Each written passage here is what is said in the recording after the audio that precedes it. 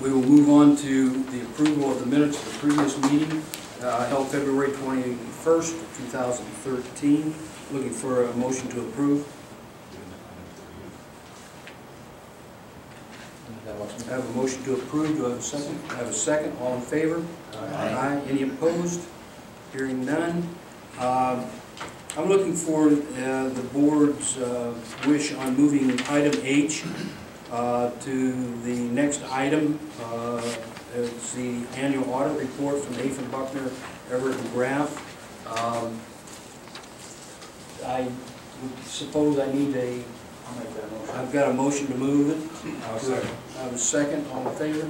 Aye.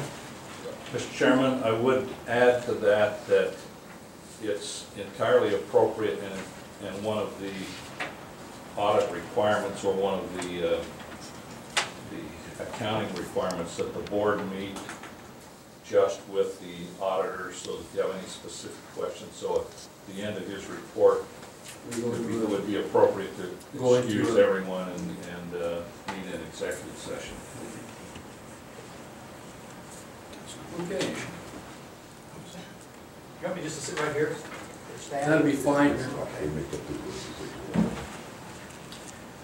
I think all of you have a copy of the audit report. Let me just briefly explain the purpose of the audit and what we do.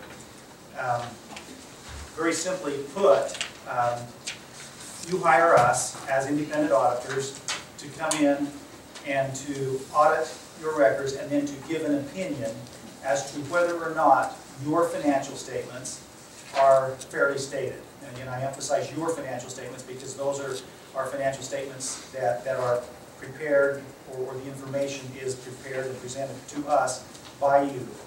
As a part of the audit, if there are adjustments that we propose that we feel like are necessary in order for the financial statements to be fairly presented, we will propose those, and then it's up to you to determine whether or not you agree with those. I will mention that there were no adjustments other than those that are typically made to record revenue billed from the billing date in December to the end of the year, but that's the only adjustment that we proposed and made this year. Also, if there are what we call uncorrected errors, then we are required to report those to you as well. There were not any uncorrected errors that we noted during the audit. So if you'll look on pages 1 and 2 of the audit, basically that is the opinion then that we are giving on your financial statements, which says, if you look in the third paragraph down, in our opinion, the financial statements presented or referred to above present fairly in all material respects the financial position of Overton Power District Number 5 as of December 31st, 2012 and 2011, and the results of its operations and its cash flows for the year then ended in conformity with accounting principles generally accepted in the United States of America.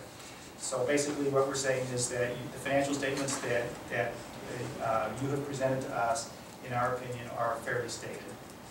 And so that's, in essence, the audit. Just as far as the audit report, beginning on page 3 through page 5, is what's called management's discussion and analysis. And this is something that is prepared by management that presents some analyses of financial information regarding the district. The financial statements then begin on page 6 with a statement of net assets or balance sheet.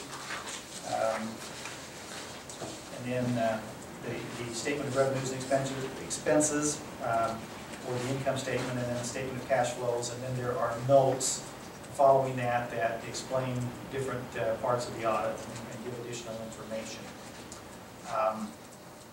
If at any time you have any questions that you would like to ask, even following the meeting, you can contact me and I would be happy to discuss that with you. Any questions at this time?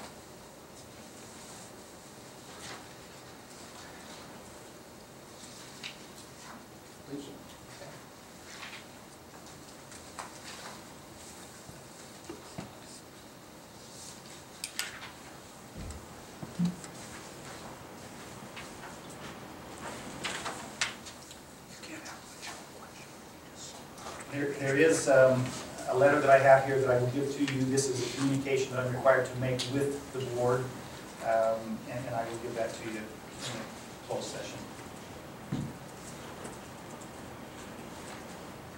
So that basically concludes my report. Then, at this time, we need a motion to go into an executive session. I'll make that motion. Do you need a second? Second. All in favor? Aye. We will need to record that. So, it will be separate.